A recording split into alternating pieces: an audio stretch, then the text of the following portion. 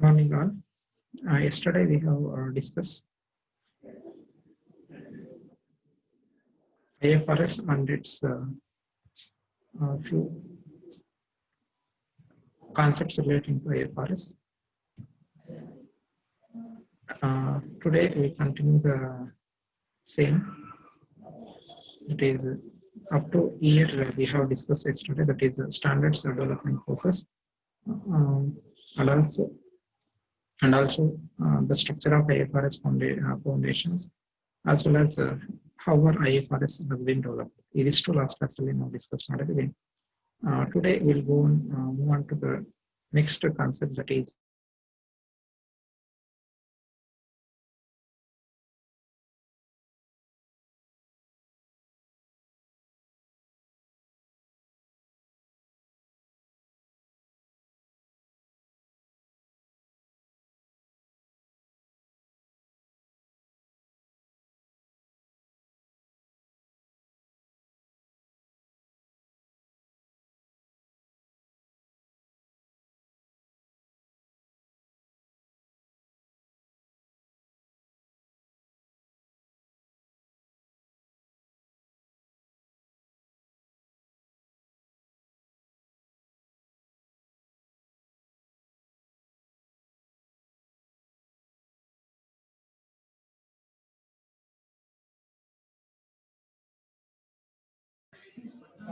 today we'll move on to the standards development process. The standard development process is considering it will be a three-step program where the research programs that has to be happen. This is the first one, and the next one is a standard program as well as the review program.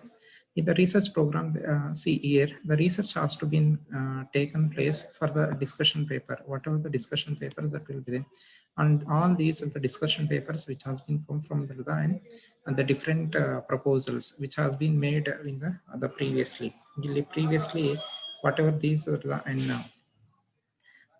agenda consultationally, the request information in for these all these discussion programs that has been happen, as well as the agenda proposals that has to be happen. For these agendas are considered, there will be the research programs that has to be happen for the entire research, which will be comes in the form of the discussion papers, and the same has to be the proposal has to be sent to whom it has to be sent, in the sense it will be sent to the standard program. Here the exposure draft that has to be made, ಇಲ್ಲಿ exposure draft ಅನ್ನೋದು ಮಾಡ್ತಾ ಹೋಗ್ತಾರೆ. And these are the exposure draft. It is relating to the design, whatever the design proposal or the discussion papers that has been happen, and which will be comes out as a proposal. And these proposal will be in the form of these exposure draft agi convert agutte. And the same exposure has to be in the published IFRS agi convert agutte. Idu the second stage laguvanthadu. And the third stage will come to review programs. Review programs in the sense of the post implementation review. Andre whatever the IFRS which has been formulated, formulate ಮಾಡಿರೋದು implement ಮಾಡಿದ ತಕ್ಷಣ what and all the process the reviews that will be there. The reviews ಏನೇನು ಬರುತ್ತೆ, ಅದು ಯಾವ ರೀತಿ ಬರುತ್ತೆ ಅನ್ನೋದೆಲ್ಲನೂ ಕೂಡ here it has been considered. ಈ ಒಂದು post implementation review ನಲ್ಲಿ ಎಲ್ಲಾನು ಕೂಡ ಕನ್ಸಿಡರ್ ಮಾಡ್ತಾ ಬರ್ತಾರೆ. this is what we call as standard development process. It is simple ಆಗಿರ್ಬೋದು, but it is taking and much more and more time. ಇದೆಲ್ಲದಕ್ಕೂ more and more time ಅನ್ನೋದು ಬೇಕಾಗುತ್ತೆ. ಏನಕ್ಕೋಸ್ಕರ ಬೇಕಂತಂದ್ರೆ for whatever the research which has been happen, ಏನು research ಆಗುತ್ತೆ ಆ research ಎಲ್ಲ ಕೂಡ these research should be and taken, it will be required a minimum of 1 to 2 years. ಕೇಳಿಸೈತೆ ಎಲ್ಲರಿಗೂ? Hello,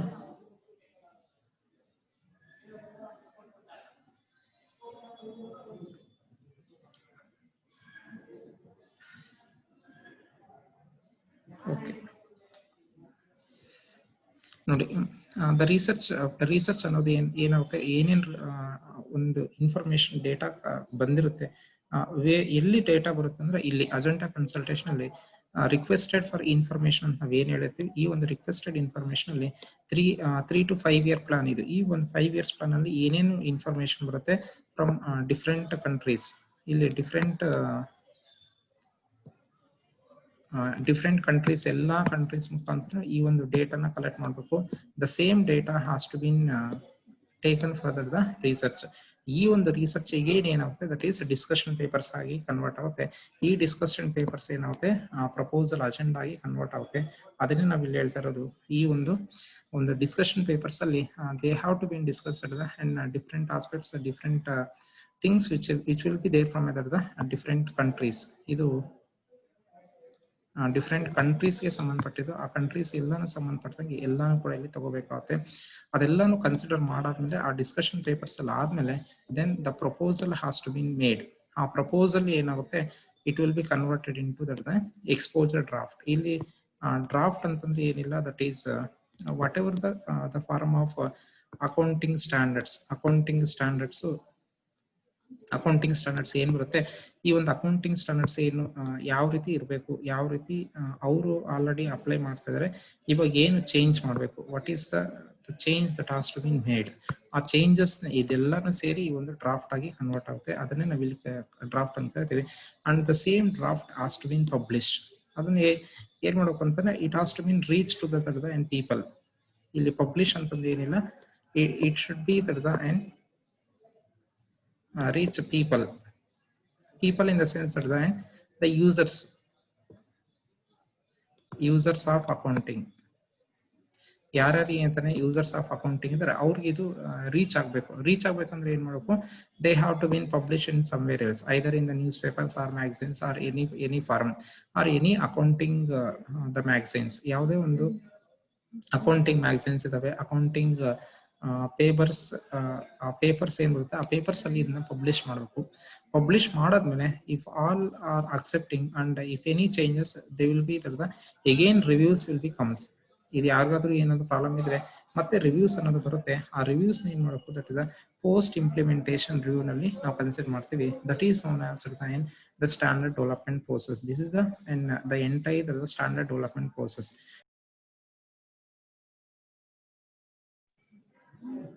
This is a process which has to be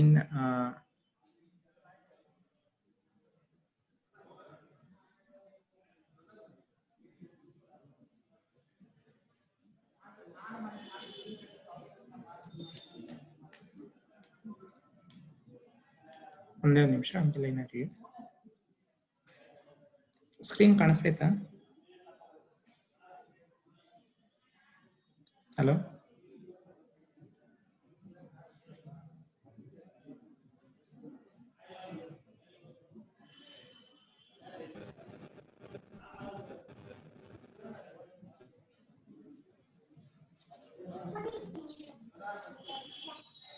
screen ಕಾಣಿಸ್ತೈತಾ? Sir ಕೇಳಿಸ್ತಿಲ್ಲ sir, voice ಎಲ್ಲ break ಆಗ್ತಿದೆ. ಈಗ ಅವಲ್ಲ ಅದಕ್ಕೆ ಕೇಳಿಸ್ತೈತೆ ಅಂತ ಮೆಸೇಜ್ ಮಾಡಿದ್ರಲ್ಲ.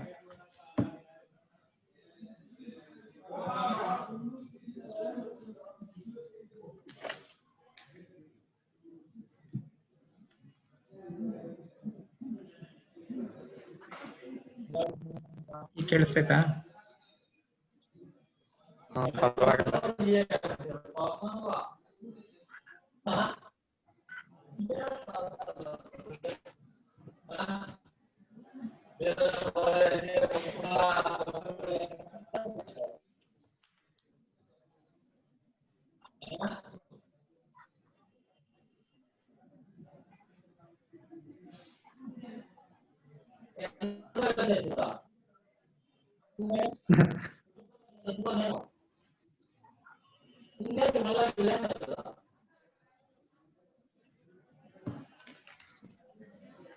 ನೋಡಿ, ಈ ಒಂದು ಸ್ಟ್ಯಾಂಡರ್ಡ್ ಯಾವುದೇ ಒಂದು ಸ್ಟ್ಯಾಂಡರ್ಡ್ ನ ಡೆವಲಪ್ ಮಾಡಬೇಕಾದ್ರೆ, ಯಾವುದೇ ಒಂದು ಸ್ಟ್ಯಾಂಡರ್ಡ್ ನ ಫಾರ್ಮುಲೇಟ್ ಮಾಡಬೇಕಾದ್ರೆ, this is a three-stage process which has to be framed, or the three stage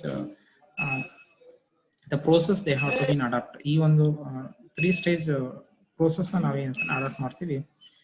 ಇಲ್ಲಿ ಬಂದಾಗ ನೋಡಿ, ಮೇಜರ್ಲಿ ದಟ್ ಇಸ್ ಅಂಡ್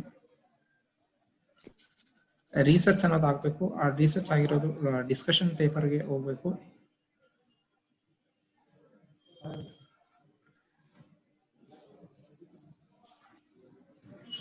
ಒಂದೇ ಒಂದು ನಿಮಿಷ.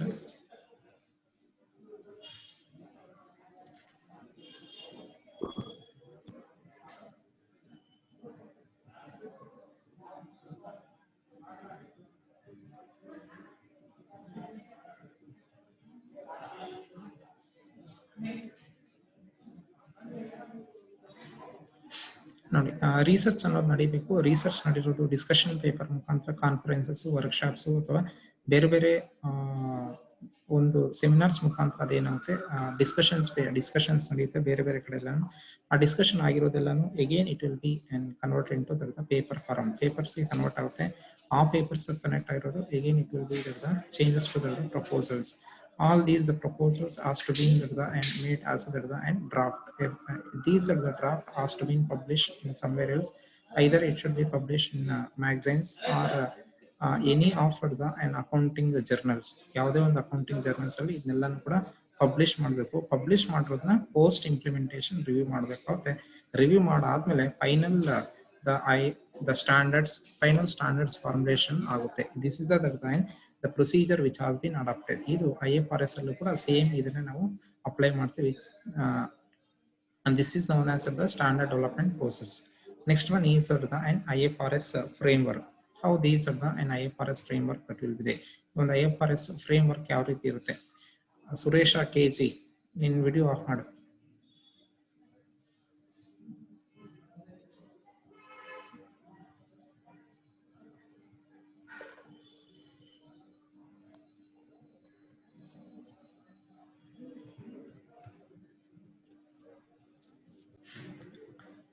Next one is IFRS framework. IFRS framework.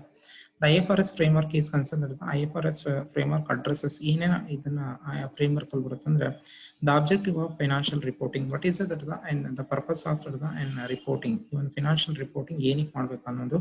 Next the qualitative characteristics of useful financial information of the reporting entity. That is qualitative characteristics means that if any financial report has been prepared, ಯಾವುದೇ ಒಂದು financial report ನಾವು prepare ಮಾಡಿದ್ವಿ ಅಂತಂದ್ರೆ ಅದರಲ್ಲಿ qualitative characteristics ಏನ್ ಬರುತ್ತೆ, quantitative characteristics ಏನಿದಾವೆ ಅದೆಲ್ಲಾನು ಕೂಡ financial ರೂಪದಲ್ಲಿ financial the useful financial information report ಅಲ್ಲಿ ಯಾವ ರೀತಿ ನಾವು ಎಕ್ಸ್ಟ್ರಾಕ್ಟ್ ಮಾಡ್ಬೋದು ಅನ್ನೋದು ಕೂಡ ಈ ಒಂದು IFRS ಫ್ರೇಮ್ವರ್ಕ್ ಅಲ್ಲಿ ಒಂದು ಕಾನ್ಸೆಪ್ಟ್ ಬರುತ್ತೆ. Next the definition, recognition and measurement of the elements from which the financial statement has to be are constructed.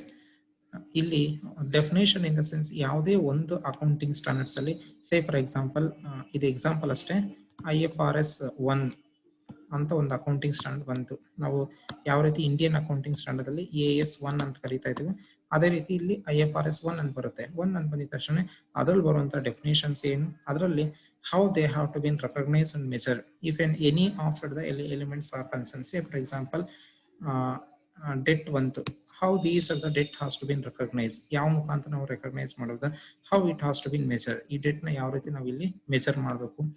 ಅದೊಂದೇ ಅಲ್ಲ, if say for example assets ಬಂದಾಗ how these are the assets has to be in that and recognized, ಇಲ್ಲಿ ಯಾವ ರೀತಿ ಇದನ್ನ recognise ಮಾಡಬೇಕು, ಯಾವ ರೀತಿ ಇದನ್ನ ಮೆಜರ್ ಮಾಡಬೇಕು ಅನ್ನೋದೆಲ್ಲಾನು ಕೂಡ the recognition and measurement of elements elements from which a financial statement has to be constructed. Financial statement construct whatever the elements that will be there, how all these are the elements has to be recognition has to be made, as well as the measurement has to be done. The measurement in the sense it is nothing but the valuation of the assets or liabilities, or valuation of the any of financial elements which has been recorded in any of the financial statement. Either it may be assets, or it may be liabilities, or it will be income, or it will be expenses, or income expense whatever it may be. All these things has to be considered. Next one is the concept of capital and capital maintenance. One ನಿಮಿಷ.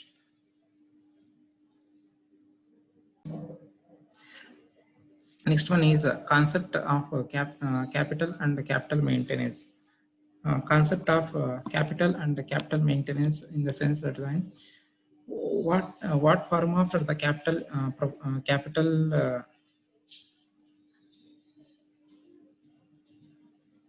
they have been there in the particular business entity, that is the capital ratios are concerned, or else the capital investment how they have been raised. On the capital investment ಅನ್ನೋದು ಯಾವ ರೀತಿ rice ಮಾಡಿದ್ದಾರೆ ಅನ್ನೋದೆಲ್ಲನೂ ಕೂಡ we need to consider here. Capital and capital maintenance ಅದೆಲ್ಲನೂ ಕೂಡ capital maintenance and after the investment, only if the capital in the sense that raising of capital and also the and sources of capital as well as the other forms of capital ಯಾವ ರೀತಿ ತಗೊಂಡಿದ್ದಾರೆ ಅನ್ನೋದೆಲ್ಲನೂ ಇಲ್ಲಿ ತಗೋಬೇಕು. Next one is the capital maintenance in the sense that whatever the sources of capital they have been taken from different sources, as well as the accumulation of capital, and also whatever the capital investment that they have been taken, or any capital investment ತಗೊಂಡಿದ್ದಾರೆ, how these are the capital investment has to be maintained in the sense that either they have been following the proper guidelines from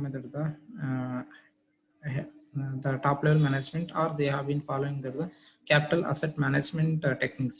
Capital asset management techniques ante ಏನು ಬರುತ್ತೆ, all these are the either they have been followed or not. All these things has to be considered.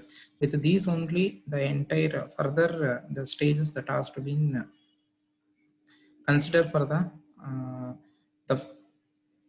consider in the company. These are the major the four elements which has to be considered while IFRS the formulation or framing of an IFRS accounting standard. The IFRS accounting standard formulate ಮಾಡ್ಬೇಕಾದ್ರೆ frame ಮಾಡ್ಬೇಕಾದ್ರೆ ಈ ಒಂದು 4 elements ನಾವು consider ಮಾಡ್ತೀವಿ. First ನೇದು ಬಂದ್ಬಿಟ್ಟು ಯಾವುದೇ ಒಂದು accounting standard ನ ಫಾರ್ಮುಲೇಟ್ ಮಾಡ್ಬೇಕಾದ್ರೆ ವಾಟ್ ಈಸ್ ಇಸ್ ಆಬ್ಜೆಕ್ಟಿವ್, ಅದರ ಒಂದು ಫಿನಾನ್ಷಿಯಲ್ ರಿಪೋರ್ಟಿಂಗ್ ಅಲ್ಲಿ ಏನಾದ್ರ ಆಬ್ಜೆಕ್ಟಿವ್ ಅನ್ನೋದು. ನೆಕ್ಸ್ಟ್ ಇದರ ಒಂದು ಕ್ವಾಲಿಟೇಟಿವ್ ಕ್ಯಾರೆಕ್ಟರಿಸ್ಟಿಕ್ಸ್ ಏನ್ ಹೇಳುತ್ತೆ, ಅದರ ಯೂಸ್ಫುಲ್ನೆಸ್ ಇನ್ ಫಿನಾನ್ಷಿಯಲ್ ರಿಪೋರ್ಟಿಂಗ್, ಅದು ಸೆಕೆಂಡ್ ನಾವು ನೋಡ್ಬೇಕಾಗುತ್ತೆ. And third one is definition, recognition and measurement of different financial elements which has been recorded in a financial statements, ಅದನ್ನ ನೋಡಬೇಕು. And lastly, capital and capital maintenance, the sources of capital as well as whatever the different the fund which has been raised for the capital purpose, how these the capital the raised capital has been maintained, ಯಾವ ರೀತಿ maintain ಮಾಡ್ತಾರೆ ಇದೆಲ್ಲಾನು ಕೂಡ ನೋಡ್ಬೇಕಾಗುತ್ತೆ. ಇದಿಷ್ಟು the IFRS framework. IFRS framework ಇದಷ್ಟಾಗುತ್ತೆ. ಇದರಲ್ಲಿ ಏನಾದ್ರು doubt ಐತಾ? ವಾಯ್ಸ್ ಬ್ರೇಕ್ ಆಗ್ತೈತೆ ಅಂದ್ರೆ ಇಲ್ಲಿ ನೆಟ್ ಫುಲ್ ಐತೆ, ನಿಮ್ ನೆಟ್ ಇರಲ್ಲ. ನಿಮ್ ನೆಟ್ ಇಲ್ಲದೆ ಇದ್ದಾಗ ಅದು ಪ್ರಾಬ್ಲಮ್ ಬರುತ್ತೆ.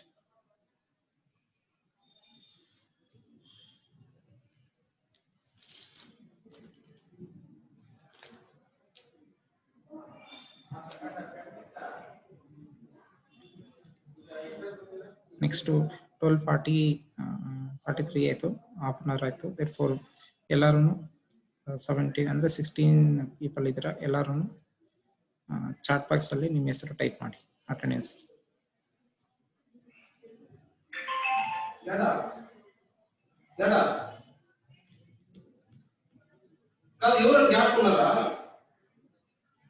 Next one is IFRS framework, that is role of conceptual framework. Role of conceptual framework is considered. This will be and whatever the framework which has been made for these and what is and role of and conceptual framework we need to be considered. The framework IFRS framework is considered. It will be the four element already we have been in the previously. Framework and the elements are majorly. One is the objective of financial reporting, qualitative characteristics and next definition, recognition and measurement, as well as the capital and capital maintenance. It is to now all elements we need to be known in the IFRS framework. Next one is the role of conceptual framework is considered. The role it will be the conceptual framework sets out agreed concept that underlie financial reporting. That is, you first the one is objectives, qualitative characteristics, and element definition. Later onwards, we need to go with the and conceptual framework to set the standards, which includes enhance the consistency across standards, enhance the consistency over time as a board members change, and providing a benchmark for a judgment. This will be the and we have been considering only these because of the and we have been moving further the internationalization, or we have been moving further the globalization. Now move ಆಗ್ತಾ globalization move ಆಗ್ತಾ ಇರೋದ್ರಿಂದ, therefore we need to enhance the consistency across the standards, and also the consistency over the time, and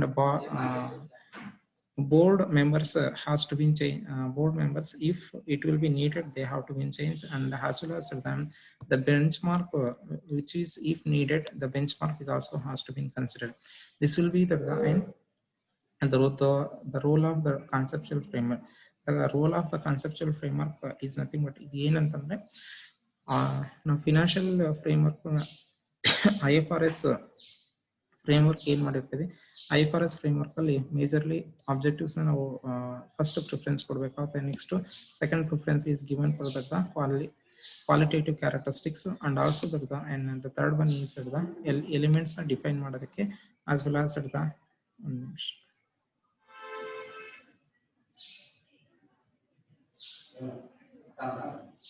elements ನ define ಮಾಡೋದಕ್ಕೆ, ಅದನ್ನ recognise ಮಾಡಿ measure ಮಾಡೋದಕ್ಕೆ ಇದನ್ನ use ಮಾಡ್ತೀವಿ. This are the three. It will be used for the and financial reporting purpose use ಮಾಡ್ತೀವಿ.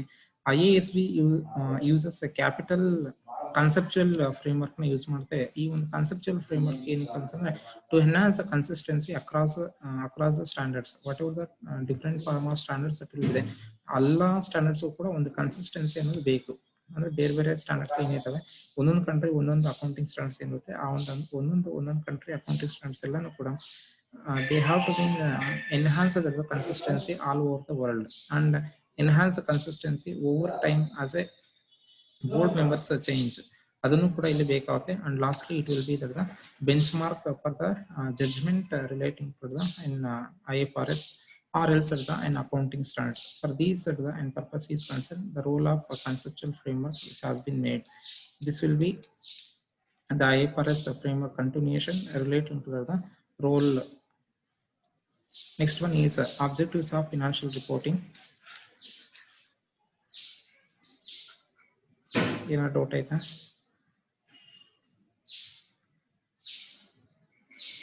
ಹದಿಮೂರು ಜನನೇ ಟೈಪ್ ಮಾಡಿರೋದು ಅಟೆಂಡೆನ್ಸ್. ಇನ್ನೂ ಇಬ್ಬರು ಯಾರು?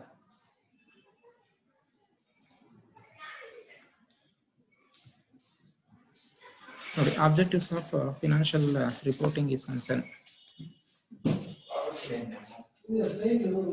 Objectives of financial reporting is concerned, it will be provide a financial information about the reporting entity that is useful to existing and potential investors. Provide a financial information since especially these financial reporting financial statements has to be generated, or the financial statements has to be prepared. Now usually financial statement either it will be P&L account ನಾವು Indian accounting standards ಅಲ್ಲಿ prepare ಮಾಡೋದು, and next one is balance sheet ನಾವು prepare ಮಾಡೋದು, and also trading. ನಾವು ಇಷ್ಟನ್ನ ನಾವು prepare ಮಾಡ್ತೀವಿ. ಇದೆಲ್ಲ ಏನಕ್ಕೋಸ್ಕರ prepare ಮಾಡ್ತೀವಿ ಅಂದ್ರೆ to know and the financial strength as well as and what is it and the profit or loss of the financial entity, and also how they have been managed, the assets as well as the the liabilities. ಇಷ್ಟನ್ನ ನೋಡೋದಕ್ಕೋಸ್ಕರ ಇವನ್ನ prepare ಮಾಡ್ತೀವಿ. In the same manner, in the international level also, the objectives of financial reporting, ಈ ಒಂದು financial reporting main objectives ಏನಂತಂದ್ರೆ provide a financial information. The financial information, it may be it is relating to the financial information which is relating to the company. It may deal it may reveals the profit or loss, balance sheet, as well as the and assets and liability, that is accounting equations, either the account how they have been maintained, the accounting equations, all these are kind of the financial information they have been providing. ಇದೆಲ್ಲನೂ ಕೂಡ financial information ಈ ಒಂದು accounting standards ಅನ್ನು provide ಮಾಡುತ್ತೆ. It is useful for the ಯಾರು use ಆಗುತ್ತೆ, either it will be existing or else the and potential investors, the investors, leaders, or any other creditors in making decisions about the providing resources to the entity. ಅಂದ್ರೆ resources provide ಮಾಡಬೇಕು. ಅದ್ರ ಜೊತೆಗೆ investors ಏನಕ್ಕೆ ತಗೊಂತೀವಿ ಅಂತಂದ್ರೆ either the investors has to been move further an investment or not, ಈ ಕಂಪನಿನಲ್ಲಿ invest ಮಾಡಬೇಕಾ ಬೇಡವಾ ಅನ್ನೋದೆಲ್ಲನೂ ಕೂಡ ನೋಡೋದಕ್ಕೆ the investors has to be considered. And also to take the decisions, that is creditors in making the decisions. And the creditors ಏನಕ್ಕೆ creditors first primarily they need the financial position, that the financial strength, that is P&L account strength ಅವ್ರಿಗೆ ಗೊತ್ತಾಗಬೇಕು for about providing the resources to the entity, because they have been providing under the credit basis ಏನಂತ provide ಮಾಡ್ಬೇಕಂತಂದ್ರೆ they have to be that consider all these and the credit worthiness of the company. ಆ ಒಂದು ಕಂಪನಿನ credit ವರ್ತಿನೆಸ್ ಎಷ್ಟೈತೆ ಅನ್ನೋದೆಲ್ಲನೂ ಕೂಡ ಇಲ್ಲಿ ನೋಡ್ಬೇಕಾಗುತ್ತೆ. ಆ ಒಂದು ಪರ್ಪಸ್ಗೋಸ್ಕರ ಈ ಒಂದು ಕ್ರೆಡಿಟರ್ಸ್ ಅವರ ಡಿಸಿಷನ್ ತಗೊಳೋದಕ್ಕೆ ನಾವು ಈ ಕಂಪ್ನಿಗೆ ರಿಸೋರ್ಸಸ್ ನ ಸಪ್ಲೈ ಮಾಡಿದ್ರೆ ಅಥವಾ ಗೂಡ್ಸ್ ರಾ ಮೆಟೀರಿಯಲ್ ಸಪ್ಲೈ ಮಾಡಿದ್ರೆ either they have been pay in time or not, ಇದೆಲ್ಲನೂ ಕೂಡ ಎವ್ಯಾಲ್ಯೂಯೇಟ್ ಮಾಡೋದಕ್ಕೆ these the financial reporting is essential. Second one is the users need information about the resources of the entity. The entity will be to assess the entity proposals for the future net cash flows, as well as effectively and efficiently management has discharged their responsibilities to use the entities existing resources. ಒಂದನೇದು ಬಂದ್ಬಿಟ್ಟು the users need information about the resources of the entity ಅಂತಂದ್ರೆ to assess the entity proposals of the future net cash flows. So future net cash flows in the sense whatever the cash flows that will be there, what the entire firm of the cash flows, all these are the cash flows, the present cash flows, it will be there in the cash book ಅಥವಾ day book ಅಲ್ಲಿ ನಮಗೆ ಸಿಗುತ್ತೆ. But future in the sense ಇಲ್ಲಿ ನಮ್ಗೆ ಬೇಕಾಗಿರುವಂಥದ್ದು ಇಲ್ಲಿ ನೋಡಿ ನಾವೇನು ಹೇಳ್ತಾ ಇದೀವಿ, future net cash flows. Future net cash flows it has to be we need to evaluate on the basis of the performance. On the performance based ಮೇಲೆ ನಾವು evaluate ಮಾಡಬಹುದು. ದಟ್ ಈಸ್ ಅದನ್ನು ಕೂಡ ಇಲ್ಲಿ ನಾವು ನೋಡ್ಕೋಬೇಕಾಗುತ್ತೆ. ಅದೆಲ್ಲವೂ ಹೇಳೋದಕ್ಕೆ ಈ ಒಂದು ಇದೆಲ್ಲ ಏನಕ್ಕೆ ಬೇಕಂತಂದ್ರೆ future net cash flows, cash inflows ಏನಕ್ಕೆ ಬೇಕಂತಂದ್ರೆ if I want to invest in a certain company, ನನ್ನ ಹತ್ರ ಇವಾಗ I have and 60,000 with me, ನನ್ನ ಹತ್ರ ಒಂದು 60,000 ಐತೆ. 60,000 ಐತೆ ಅಂದ್ರೆ ನಾನು ಯಾರೋ ಒಬ್ರು ಕೇಳಿದ ತಕ್ಷಣ ಯಾವುದೋ ಒಂದು ಕಂಪ್ನಿ ಐತೆ ಅಂದಿದ ತಕ್ಷಣ ಅಲ್ಲಿ ನಾನು ಇನ್ವೆಸ್ಟ್ ಮಾಡಕ್ ಹೋಗಲ್ಲ. ನಾನು ಏನ್ ನೋಡ್ತೀನಿ ಅಂತಂದ್ರೆ ಆಸ್ ಎನ್ ಇನ್ವೆಸ್ಟರ್, ನಾನು ಇನ್ವೆಸ್ಟರ್ ಆಗಿ ನಾನು ಫಸ್ಟ್ ಏನ್ ನೋಡ್ಬೇಕು ಅಂತಂದ್ರೆ ಮೇಜರ್ಲಿ ಅದರ ಒಂದು ನೆಟ್ ಕ್ಯಾಶ್ ಇನ್ಫ್ಲೋಸ್ ಪ್ರೆಸೆಂಟ್ಲಿ ಎಷ್ಟೈತೆ, ಇನ್ ಫ್ಯೂಚರ್ ಏನಂದ್ರೆ ನೆಟ್ ಕ್ಯಾಶ್ ಇನ್ಫ್ಲೋಸ್ ಎಷ್ಟು ಬರ್ಬೋದು, ಎಷ್ಟು ಅವರು ಅರ್ನ್ ಮಾಡ್ತಾರೆ ಅಥವಾ ಎಷ್ಟು ಅವರು ಕೇಪಬಲ್ ಇದ್ದಾರೆ ಅನ್ನೋದು ಮಾರ್ಕೆಟ್ ಅಲ್ಲಿ ಅವರ ಸ್ಟ್ರೆಂತ್ ನಾವು ಏನಂತ ಎವ್ಯಾಲ್ಯೂಯೇಟ್ ಮಾಡ್ಬೇಕು. ಅದನ್ನೇ ನಾವಿಲ್ಲಿ ಏನ್ ಹೇಳ್ತೀವಿ, to assess the entities prospects of future cash inflows. ಅದರ ಅವರ ಕ್ಯಾಶ್ ಇನ್ಫ್ಲೋಸ್ ನಾವು ಎಷ್ಟು ಬರ್ಬೋದು ಅಂತ ನಾವೇ ಅಸೆಸ್ ಮಾಡ್ಬೇಕು. ಅಸೆಸ್ ಮಾಡಿ the investor is going to invest. Next one is effectively and efficiently management has discharged their responsibility to use the entity's existing resources. What is these existing resources in the sense, ಯಾವುದೇ ಒಂದು company ಹತ್ರ existing ಅಲ್ಲಿ ಏನೇನು resources ಇದಾವೆ, it is whatever the capital they have been raise, with these capital how much resources they have been accumulated. ಅವ್ರ ಹತ್ರ resources ಎಷ್ಟು, ಯಾವ ರೀತಿ ರಿಸೋರ್ಸಸ್ ಇದಾವೆ, either it may be a man or it may be material or it may be money or it will be any other kind of resources. ಯಾವುದೇ resources ಆಗಿರ್ಬೋದು, ಅವ್ರ ಹತ್ರ ಇರುವಂತ ರಿಸೋರ್ಸಸ್ ನ how effectively and efficiently they have been managing. ಅಂದ್ರೆ effectively and efficiently management ಅಂತಂದ್ರೆ if say for example, if any company, if they will be having a 1 crore machinery, ಅವ್ರ ಹತ್ರ ಒಂದು ಕೋಟಿದಷ್ಟು ಒಂದು ಮಿಷನರಿ ಐತೆ. ಆ ಮಿಷನರಿನ ಯಾವ ರೀತಿ ಯೂಸ್ ಮಾಡ್ಕೋಬೇಕು ಅಂತಂದ್ರೆ for the efficiently as well as effectively use ಮಾಡ್ಕೋಬೇಕು to get the profit in the market ಅಲ್ಲಿ ಪ್ರಾಫಿಟ್ ನ ಜನರೇಟ್ ಮಾಡೋಕ್ಕೆ, ಪ್ರಾಫಿಟ್ ನ ಗೇನ್ ಮಾಡೋಕ್ಕೆ ಅವ್ರು ಎಫೆಕ್ಟಿವ್ಲಿ ಅದನ್ನ ಯೂಸ್ ಮಾಡ್ಕೋಬೇಕಾಗುತ್ತೆ. ಅವ್ರು ಎಫೆಕ್ಟಿವ್ಲಿ ಯೂಸ್ ಮಾಡ್ಕೊಳ್ಳಿಲ್ಲ ಅಂತಂದ್ರೆ ಅವಾಗ ಏನಾಗುತ್ತೆ, ದ ಎಫೆಕ್ಟಿವ್ ಆಗಿ ಯೂಸ್ ಮಾಡ್ಕೊಳ್ಳಿಲ್ಲ ಅಂತಂದ್ರೆ then its efficiency will be the decline. ಅದಕ್ಕೋಸ್ಕರ ನಾವೇನ್ ಮಾಡ್ತೀವಿ, ಎಕ್ಸಿಸ್ಟಿಂಗ್ ಕಂಪನಿ ಹತ್ರ ಇರುವಂತ ರಿಸೋರ್ಸಸ್ ನ ಎಫೆಕ್ಟಿವ್ಲಿ ಮತ್ತೆ ಎಫಿಷಿಯೆಂಟ್ಲಿ ಎಷ್ಟು ಎಫಿಷಿಯೆಂಟ್ಲಿ ಅವ್ರು ಯೂಸ್ ಮಾಡ್ಕೊಂತ ಇದ್ದಾರೆ, management in the sense how they have bean utilising, ಯಾವ ರೀತಿ ಅವರು ಮ್ಯಾನೇಜ್ ಮಾಡ್ತಾ ಇದ್ದಾರೆ ಅನ್ನೋದು ನಾವು ಇಲ್ಲಿ ನೋಡ್ಬೇಕಾಗುತ್ತೆ. ಅದನ್ನ ನೋಡೋದಕ್ಕೂ ಕೂಡ ಈ ಒಂದು ಫಿನಾನ್ಷಿಯಲ್ ರಿಪೋರ್ಟಿಂಗ್ ಮುಖಾಂತರ ನಾವೇ ಅಂತ ನೋಡ್ಬೋದು. ಯಾವ ರೀತಿ ಅಂತಂದ್ರೆ, if the technology has been effectively utilise, ಅವ್ರ ಹತ್ರ ಒಂದು ಯಾವುದೋ ಒಂದು ಕಂಪನಿ, ಸೇ ಫಾರ್ ಎಕ್ಸಾಂಪಲ್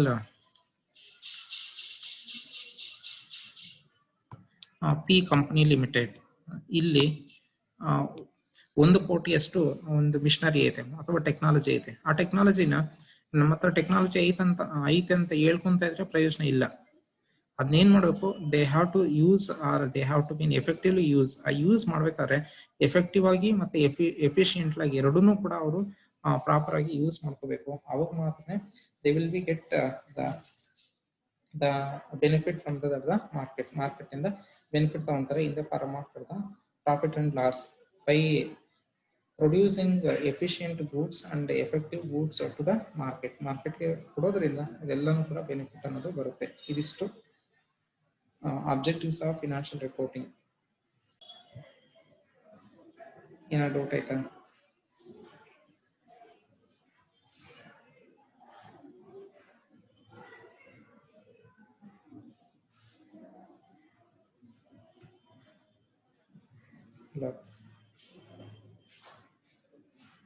ಏನು ಡೌಟ್ ಇಲ್ಲ ಅಂದ್ರೆ ಮುಂದೆ ಹೋಗ್ತೀನಿ. ಇನ್ನು ಯಾಕಂದ್ರೆ ಆಬ್ಜೆಕ್ಟಿವ್ಸ್ ಇದಾವೆ. ಒಂದ್ಸತಿ ಅಟೆಂಡೆನ್ಸ್ ಹೇಳ್ಬಿಡಿ. ಅಬೀಬ NS,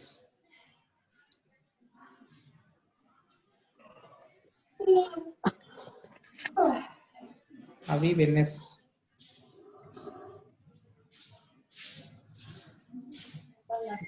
Yes, sir. Diya, Supriya PB, Yes, sir. Sai Samita,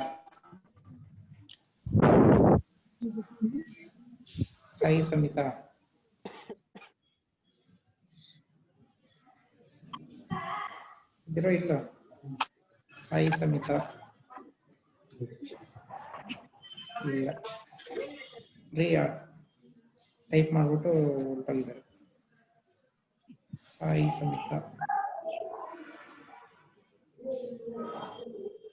Aruna R, Present, sir. Shivaranjani, Yes, sir. Kalpana, Sir. Rajesh C, Yes, sir. Adarsh A, Yes, sir. Shobha KR, Yes, sir. Yes, sir. Geetha NS, Yes, sir. Ashwini PG, Yes, sir. Shobha K 2 ಸತಿ ಮಾಡಿದ್ದೀರಾ. ವಂದನಾ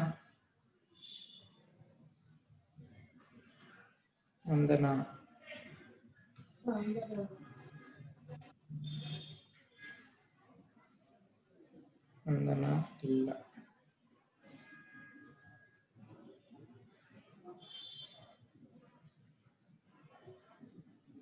ಇಲ್ಲ. ಸರಿ. Ambika C,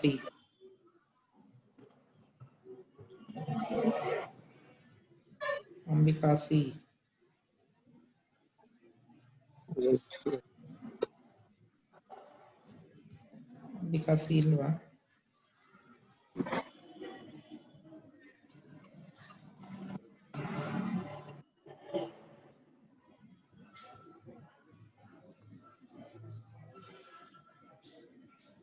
Ambika C ಇದಿರೋ ಇಲ್ಲೋ message ಮಾಡಿ. Next ಇನ್ಯಾರು sir ನನ್ನ attendance send ಆಗ್ತಾ ಇಲ್ಲ ಸರ್. ಸೆಂಡ್ ಆಗ್ತಲ್ಲ, ನೀನ್ ಟೈಪ್ ಮಾಡಿ ಕಳಿಸು. ಅಲ್ಲ ಹ್ಮ್ ಟೈಪ್ ಸೆಂಡ್ ಆಗ್ತಾ ಇಲ್ಲ. ಚಾಟ್ ಬಾಕ್ಸ್ ಹೋಗಿ ಸೆಂಡ್ ಮಾಡು, ಬರುತ್ತೆ.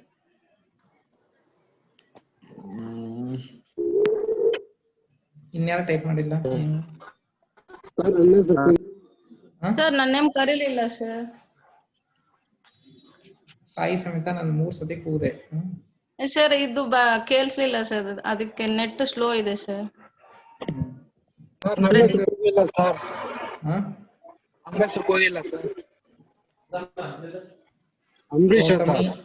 Gautami NA. Yes sir. Sir ನಮ್ಮ ಹೆಸರು ಸರ್. ನಿನ್ನ ಹೆಸರು ಟೈಪ್ ಮಾಡ್ಬೇಕಲ್ಲಿ, ಹೆಸರು ಟೈಪ್ ಮಾಡಿದ್ರೆ ಬರೋದು. ಮಾಡಿದೆ ಸರ್, ಅಂಬರೀಶ್ ಅಭಿ. ಅಂಬರೀಷ ಎಲ್ಲಿ ಟೈಪ್ ಮಾಡಿದ್ದೆ? ಇಲ್ಲ, ಇದೆ ಸರ್, ನೋಡ್ಕೊಳ್ಳಿ ಸರ್. ಆದರ್ಶ ಐತೆ ಅಷ್ಟೇ. ಅಂಬರೀಶ್ ಅಭಿ ಇದೆ ಸರ್.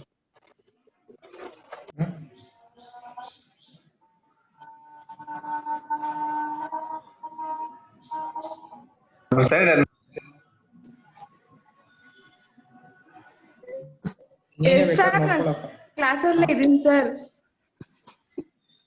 ಸರಿ, ಅಂಬರೀಷ ಬೇಕಾದ್ರೆ ನೀನೇ ಚೆಕ್ ಮಾಡ್ಕೋ, ಚಾಟ್ ಬಾಕ್ಸ್ ಅಲ್ಲಿ ನಿನ್ಗೂ ಓಪನ್ ಆಗಿರುತ್ತದು. ನಿನ್ನ ಹೆಸರು ಇಲ್ಲ, ನೀನ್ ಟೈಪ್ ಮಾಡಿದ್ರೆ ಅಟೆಂಡೆನ್ಸ್ ಬರುತ್ತೆ, ಇಲ್ಲ ಅಂದ್ರೆ ಬರಲ್ಲ. ನಾನೇನ್ ಮಾಡಕ್ ಆಗಲ್ಲ. ನನ್ನ ಸೆಂಡ್ ಆಗ್ತಾ ಇಲ್ಲ ಸರ್. ನೀನ್ ಟೈಪ್ ಮಾಡು, ಟೈಪ್ ಮಾಡಿದ್ರೆ ಬರುತ್ತೆ. ನಿನ್ನೆ ಬಂತು, ಇವತ್ತಾಗ ಬರಲ್ಲ. ಆದರ್ಶ ಐತೆ, ಹೋದ್ನಲ್ಲ ಆದರ್ಶ ಎ. ಯಾರು ಟೈಪ್ ಮಾಡಿಲ್ಲ, ಟೈಪ್ ಮಾಡಿದ್ರೆ ಅದು PDF ಜನರೇಟ್ ಆಗುತ್ತೆ. PDF ನಾವು ಹಂಗೆ ಸೇವ್ ಮಾಡ್ಕೊಳೋದಕ್ಕೆ. ನೀವು ಟೈಪ್ ಮಾಡಲಿಲ್ಲ ಅಂದ್ರೆ ನಾನೇನು ಮಾಡೋಕ್ಕಾಗಲ್ಲ.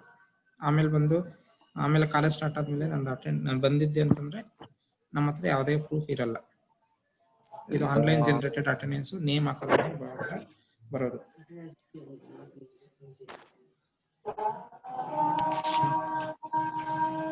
ಒನ್ ಓ ಕ್ಲಾಕ್ ಆಯ್ತು. ಇವತ್ತು ಇಲ್ಲಿಗೆ ಸ್ಟಾಪ್ ಮಾಡ್ತೀನಿ.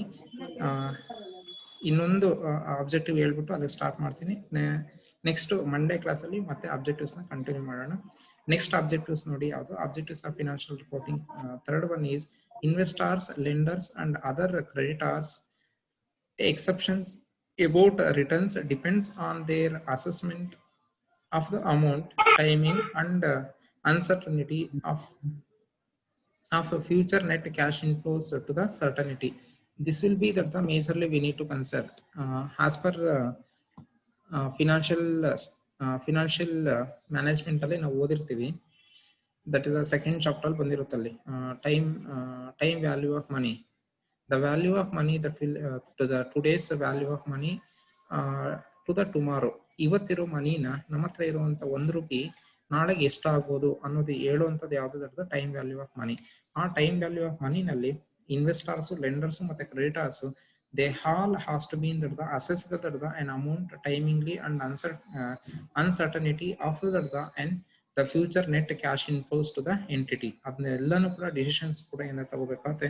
Decisions by the investors about majorly ತಗೊಳೋದು ಯಾವ್ದಂತಂದ್ರೆ buying and selling or holding equity and ಡೆಸ್ಟ್ ಇನ್ಸ್ಟ್ರೂಮೆಂಟ್. ಈಕ್ವಿಟಿ ಮತ್ತೆ ಡೆಸ್ಟ್ ಇನ್ಸ್ಟ್ರೂಮೆಂಟ್ ಏನಿದಾವೆ ಇದನ್ನ ಯಾವ್ದನ್ನ ಬೈ ಮಾಡಿದ್ರೆ ಅವ್ರಿಗೆ ಬೆನಿಫಿಟ್ ಆಗಿರುತ್ತೆ, ಯಾವ್ದನ್ನ ಬೈ ಮಾಡಿದ್ರೆ ಬೆನಿಫಿಟ್ ಆಗಿಲ್ಲ ಅನ್ನೋದು ಕೂಡ depends upon the returns that they except from the investment in those instruments. Example, dividends, principal and interest payment or market price increases. Ivnellanu kuda we need to be considered. The second one is decisions by lenders about the providing or settling the loans and other forms of credit depends upon the principal and interest payment or other returns that they expect. ಇದೆಲ್ಲನೂ ಕೂಡ decisions relating to the lenders ಕೂಡ ಇದೆಲ್ಲನೂ ಕೂಡ we need to analyse all these information. It will be provided with the financial reporting. Financial reporting ಇಂದಾನೆ ಇದೆಲ್ಲನೂ ಕೂಡ ನಮಗೆ ಸಿಗುವಂಥದ್ದು. ಇದಿಷ್ಟು that will be relating to the objectives of financial reporting. Local ಅಲ್ಲೂ ಅಂದ್ರೆ ನಾವು ಇಂಡಿಯನ್ ಅಕೌಂಟಿಂಗ್ ಸ್ಟ್ಯಾಂಡರ್ಡ್ಸ್ ಯೂಸ್ ಮಾಡ್ಬೇಕಾದ್ರೂ ಇದನ್ನೇ ನಾವು ತಗೊಂತಾ ಇದ್ದಿದ್ದು. ನಾವು ಪ್ರೆಸೆಂಟ್ಲಿ ನಾವೇನ್ ಮಾಡ್ತೀವಿ IFRS ಹೋಗ್ತೀವಿ, IFRS ಅಲ್ಲೂ ಕೂಡ ಇದನ್ನೇ ನಾವು ಕನ್ಸಿಡರ್ ಮಾಡ್ತೀವಿ. ಇದಿಷ್ಟು ಇವತ್ತಿನ ಕ್ಲಾಸು. ಇನ್ನು ರಿಮೈನಿಂಗ್ ಆಬ್ಜೆಕ್ಟಿವ್ಸ್ ಇದಾವೆ, ಆ ರಿಮೈನಿಂಗ್ ಆಬ್ಜೆಕ್ಟಿವ್ಸ್ ನ ನಾನು ನೆಕ್ಸ್ಟ್ ಕ್ಲಾಸಲ್ಲಿ ಮಾಡ್ತೀನಿ. ಇನ್ನೊಂದೈತೆ ಅದನ್ನ ನಾಳೆ ಕ್ಲಾಸಲ್ಲಿ ಮಾಡ್ತೀನಿ. ಇವತ್ತಿಗೆ ಇಲ್ಲಿಗೆ ಎಂಡ್ ಮಾಡ್ತಾ ಇದೀನಿ. ಇನ್ನು ಏನಾದ್ರು ಡೌಟ್ ಇದ್ರೆ ಕೇಳ್ಬೋದು. ಇನ್ನು ಯಾರಾದ್ರೂ ಟೈಪ್ ಮಾಡದೇ ಇದ್ರೆ ಟೈಪ್ ಮಾಡ್ಬಿಡ್ಬೋದು ಬೇಗನೆ. ಸುರೇಶ KG ಈಗ ಹೆಂಗ್ ಬಂತು?